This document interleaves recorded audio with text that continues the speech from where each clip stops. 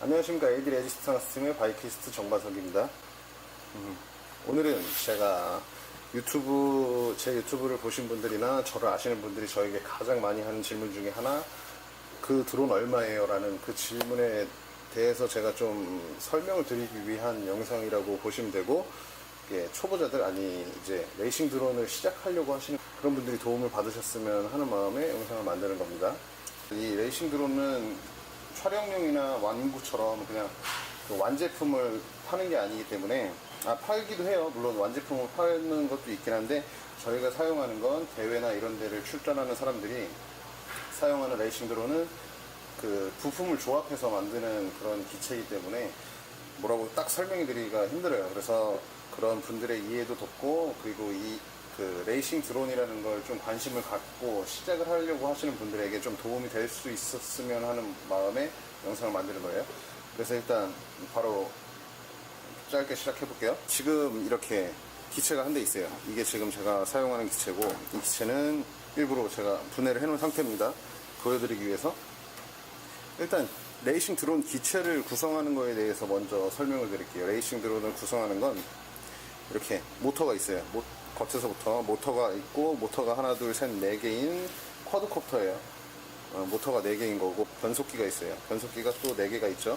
이렇게 변속기는 이렇게 4개가 있는 개별로 4개가 있는 변속기가 있는 반면에, 요즘 나오는 거는 이 4개가 이렇게 한 장으로 돼 있는 게 있어요. 4개가 한 장으로 돼 있는 게 있고, 저는 지금 개별 변속기를 사용하고 있어요.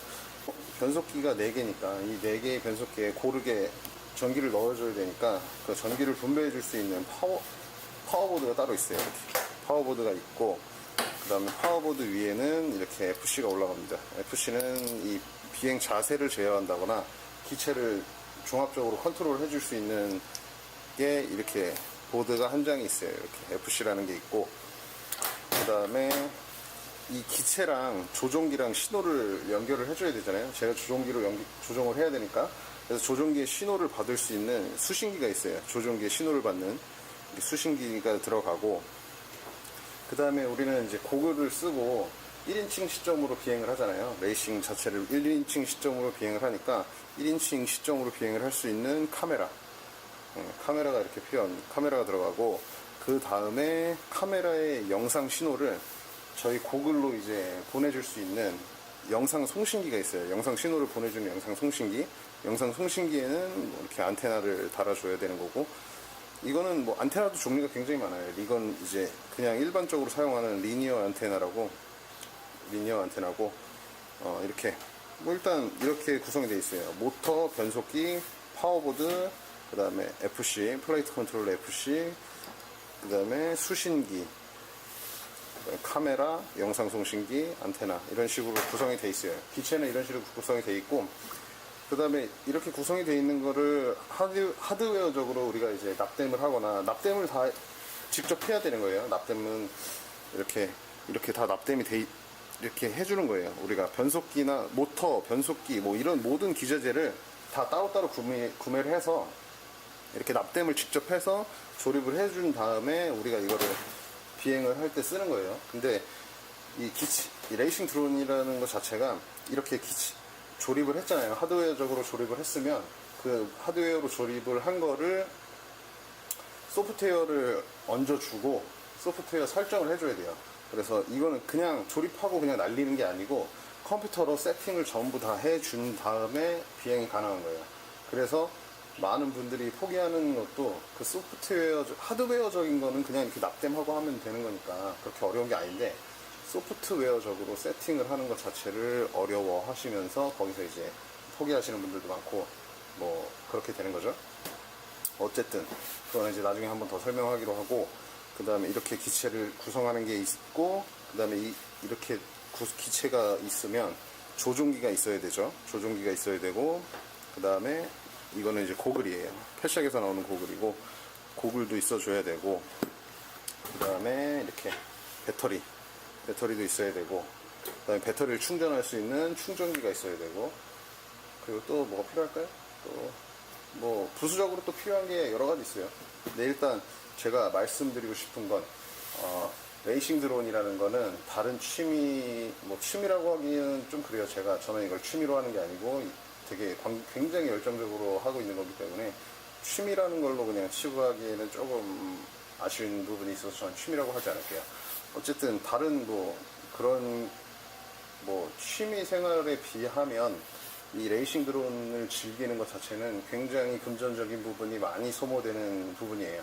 그래서 시작을 하려고 해도 벌써 조종기는 한 30만원대, 그 다음에 고글은 한 50만원이 넘는 거고, 그 다음에 기체를 이렇게 한 대 구성하더라도 한 40만원 정도가 들어가고, 그 다음에 배터리는 이거 하나에 한 4만원 돈 하는데, 이게 배터리가 이렇게 하나만 있는다고 되는 게 아니고, 우리는 이제 레이싱을 할 때는 배터리 하나로 1분 정도 비행해요.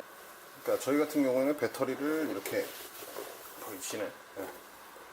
이렇게 배터리를 한 20개, 30개 정도는 기본적으로 가지고 있으면서 연습을 해요. 왜냐면 하나에 1분밖에 못 나니까. 네.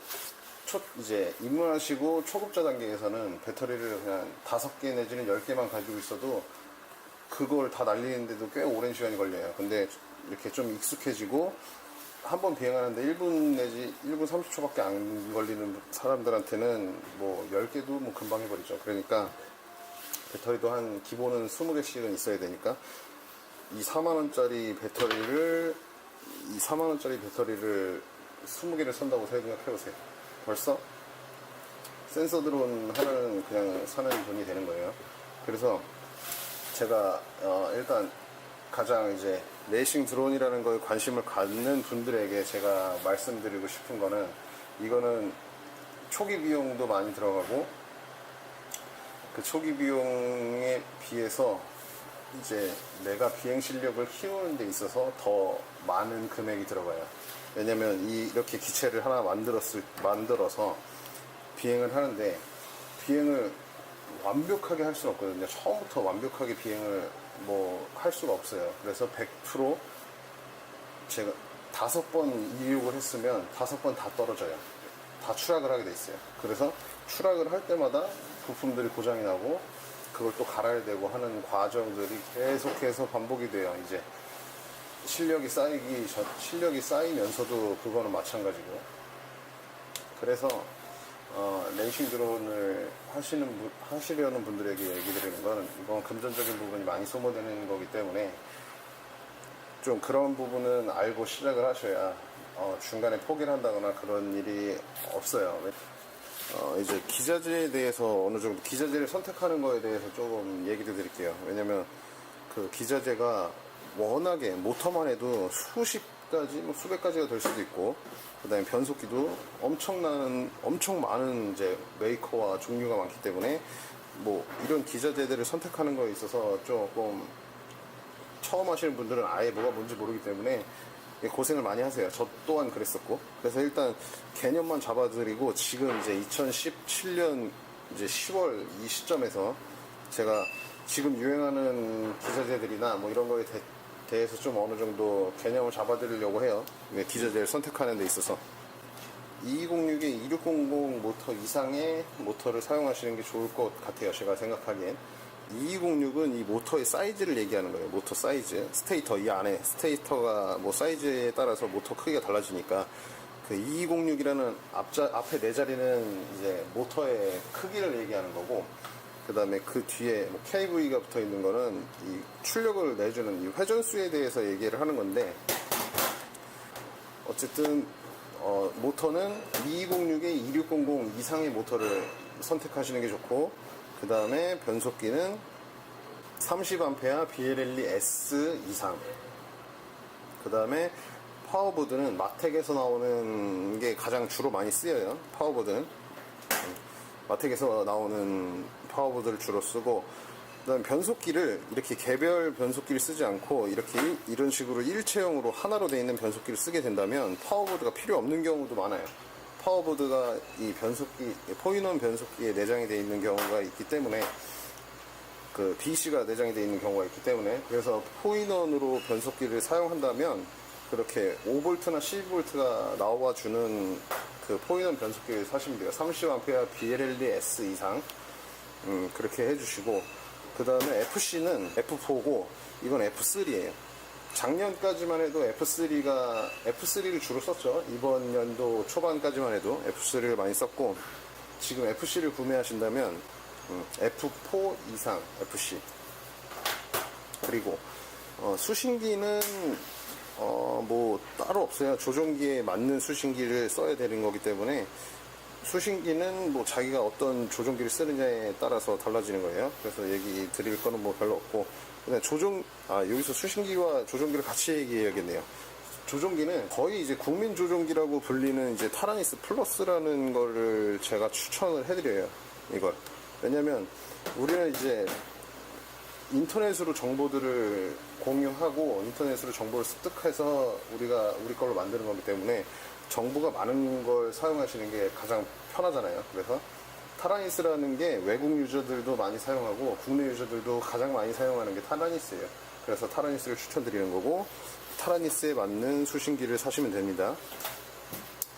그렇게 그리고 카메라는 이거는 이제 폭시어 카메라예요. 폭시어 카메라고 렌즈도 따로 팔아요. 렌즈도 따로 파는데 렌즈 같은 경우에는 뭐 해보시면서 자기 취향에 맞는 걸 사용하시는 거고, 카메라는 일단 이제 초급자들, 이제 입문하시는 분들은 저는 그냥 싼 걸 사시라고 추천해드려요. 뭐 싼 거나 비싼 거나 좀 다른 거는 색감이라든가 뭐 선명도라든가 이런 게 조금 차이가 나긴 해요. 그래서 나중에 이제 비행을 하면서 카메라 견적이 안 나게 된다면 그때 가서 이제 좀 비싼 걸 사용하셔도 되는 거고, 그렇기 때문에 폭시어에서 나오는 19,000원짜리인가 있어요. 1185라고. 폭시어에서 나오는 카메라를 사용하시는 게 좋아요. 왜냐면 초반에는 100% 가장 많이 견적나는 게 카메라예요. 때려 박으니까. 네. 그래서 카메라는 그냥 싼 걸로 사시면 되고, 그 다음에 그 영상 송신기는 일단 기본적으로 알고 가셔야 되는 게, 해외에서 직구를 한다거나 고출력의 영상 송신기는 불법이에요. 사용하는 것 자체가. 그래서 그런 거는 좀 알고 사용을 하셔야 되고, 일단 대회를 생각하신다거나 그러시는 분들은 대회에서는 이제 쓸 수 있는 영상 송신기를 정해놨어요. 그래서 뭐 TBS라든가 이멀전 RC라든가, 그 다음에 카마에서는 요번에 그 록 FPV 영상 송신기도 사용할 수 있게 했더라고요. 그렇게 카마에서는 그렇게 세 종류를 인정해주고 사용할 수 있고, 대회에서 뭐 KDRA에서는 이번에 뭐 퓨리어스 뭐 나온 것 같더라고요. 어쨌든 그것도 있고. 근데 이제 가장 무난한 건 TBS 영상 송신기가 가장 무난해요. 그러니까 크기도 그렇게 크지 않고, 그 다음에 뭐 국내 뭐 불법 어쨌든 고출력을 내는 영상 송신기들은 이제 불법이니까 그 합법적으로 사용하시려면 록 FPV 같은 경우에는 국내에 인증이 돼 있어요. 인증이 돼 있어서 그 사용하시고 거래하시는 데 있어서 뭐 걸릴 만한 건 없기 때문에 그런 걸 사용하셔도 될 것 같긴 해요. 어쨌든 대회를 생각하시는 분들이라면 그렇게 종류가 정해져 있으니까 그 정도는 이제 유념하셔서 사용하셔도 되고, 아니면 이제 연습용으로 사용하실 거면 10,000원짜리 영상 송신기들도 많아요. 직구로. 그래서 그런 싼 걸 사용하셔도 돼요. 어쨌든 이렇게 기체에 대해서 이제 어느 정도 기술제를 선택하는 데에서 간단하게 조금 이제 지금 유행하고 지금 많이들 사용하시는 것들을 기준으로 해서 제가 좀 이렇게 이것보다 이거 못해도 이거 정도 이상은 사라라고 제가 이제 말씀드린 거예요. 제가 이렇게 기준을 잡아드리는 건 이게 정확히 맞는 것도 아니에요. 왜냐면 제가 생각하는 거기 때문에 정확히 이게 정답이라는 것도 아니고, 근데 일단 아무것도 모르는 상태에서 시작을 하기 위해서 이 정도 이상의 부품을 사야 중복 투자가 이제 조금 없이 계속 이제 쓰고 갈 수 있다라는 걸 말씀드리는 거고, 정답은 아니기 때문에 오해하시거나 그러지 않으셨으면 좋겠습니다. 프레임 설명하는 걸 제가 깜빡해서 프레임을 뭐 형태에 따라서나 뭐 소재에 따라서 뭐 어떤 게 있다는 걸 설명해 드리고 끝낼게요. 일단 지금 이거 보이는 제 기체는 알루미늄 프레임이에요. 알루미늄으로 된 프레임이고, 그 다음에 가장 보편적으로 많이 쓰이는 게 카본으로 된 거, 이렇게 보이시죠? 카본으로 된 있는 프레임인데, 일단 가장 보편적으로는 카본으로 된 프레임이 많이 쓰여요. 그리고 이 프레임도 이거는 지금 좀 X자가 아니잖아요. 정 X자가 아니잖아요. 이거는 정 X자고, 이렇게 보시면 되겠고, 정 X자 프레임이 있고, 그 다음에 이건 X자 형태이긴 한데 스트레치형이에요. 이렇게 늘려놓은 듯한, 앞에랑 뒤에가 좀 좁고 옆에는 넓은, 이런 프레임 형태에 따라서 조금 비행성이 달라져요. 모터가 어디에 위치해 있는지에 따라서 비행성이 달라지는 거기 때문에, 이게 뭐 그렇게 큰 차이가 있겠냐라는 분이 계실 텐데, 큰 차이가 있어요. 이렇게 모터, 그 프레임의 형태에 따라서 비행성이 완전히 차이가 납니다. 그리고 지금 이런 금속 재질의 프레임이 나오는 이유 중에 하나도, 카본 프레임은 이렇게 암대라고 하는 이 팔 부분이 두꺼워요. 이렇게 두꺼워서 모터가 이렇게 위에 올라갔을 때 모터 밑으로, 프로펠러 밑으로 이제 그 공기가 흐름이 원활하게 돼야 추력이 완벽하게 나와주는데, 이렇게 카본은 암대가 조금 두꺼운 게 있어서 이쪽에서 추력을 좀 손실해주는 부분이 있어요. 그래서 지금 금속 재질로 된 아이들이 뭐가 좋냐면, 이렇게 얇아요. 그 암대 자체가 이런 식으로 얇게 형성이 돼 있으니까 프로펠러 밑으로 공기 흐름이 좀 원활하게 되는 거죠. 그래서 추력의 손실이 좀 덜하고, 그리고 뭐 강성도 카본 프레임보다는 그 금속으로 된 프레임이 더 좋고, 그래서 형태에 따라서 프레임이 종류가 나눠지고, 이제 소재에 따라서 프레임이 종류가 나눠진다는 거를 아시고 구매하시면 됩니다. 근데 입문하시거나 그런 초급자 단계에서는 어쨌든 이 프레임을 가장 많이 해먹는 것 중에 하나이기 때문에, 프레임은 굳이 비싼 거 살 필요가 없으세요, 처음에는. 그래서 저렴한 걸로 연습을 하시다가 나중에 이제 좀 괜찮아졌다 싶으면 뭐 금속으로 된 재질로 바꿔서 사용을 하셔도 되고, 어쨌든 프레임 자체는 소모품이에요. 뭐 레이싱 드론 자체, 그 기저재들 자체가 다 소모품이긴 한데, 가장 그 쉽게 먼저 견적이 나는 것 중에 하나니까 저렴한 걸로 선택하셔서 조립을 하시면 됩니다. 제가 이제 좀 간단하게 설명을 해드리려고 했는데, 제 영상이 좀 도움이 되셨나 모르겠네요. 도움이 되셨으면 좋겠는데, 제가 이제 AD 레지스탕스 팀으로 활동을 하고 있잖아요. AD 레지스탕스 팀에 조금 간단하게 설명을 해드리자면, 저처럼 이제 독립적으로 이제 혼자서 활동을 하는 사람들을, 레이싱 드론 하는 사람들 속에서는 독립군이라고 불러요. 혼자서 활동을 하니까. 그렇게 이제 각 지역에 이런 저처럼 혼자 활동하는 레이서들을 이제 연합해서 같이 이제 대회에서도 뭉치고 그런 식으로 활동을 했으면 좋겠다라는 생각에서, 그 독립군의 연합을 목표로 한 팀을 만든 거예요. AD 레지스탕스라고, 우리 레지스탕스 팀을 만든 건데, 제가 원하는 건 이제 그런 독립군으로 활동하는, 이제 개인으로 활동하는 사람들이 대회에서 나와서, 대회에서는 솔직히 굵직굵직한 팀들이 많기 때문에 그런 팀들 옆에서 이제 혼자 앉아있고 대기하고 이러는 거는 힘들어요. 제가 초창기에 대회를 몇 번 참가하면서 느꼈던 거기 때문에, 그렇게 아무도 모르는 사람들 사이에서 혼자 이제 활동을 하는 건 힘들기 때문에, 그렇게 대회에 대한 열정은 있는데 그런 부분들이 좀 부담스럽고, 그래서 활동을 못 하시는 분들도 많이 계시거든요.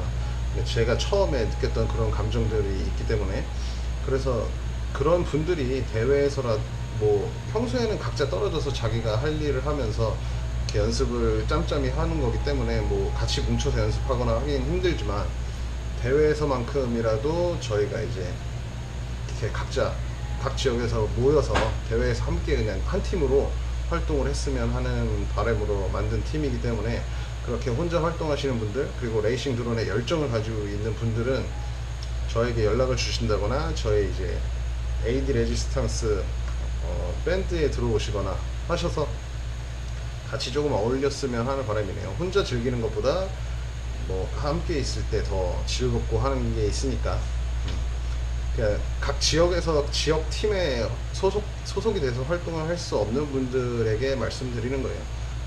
그래서 저희 AD 레지스탕스 팀이 그런 팀이라는 걸 좀 알아주셨으면 하고, 저는 AD 레지스탕스 팀의 바이키스트 정관석이었습니다.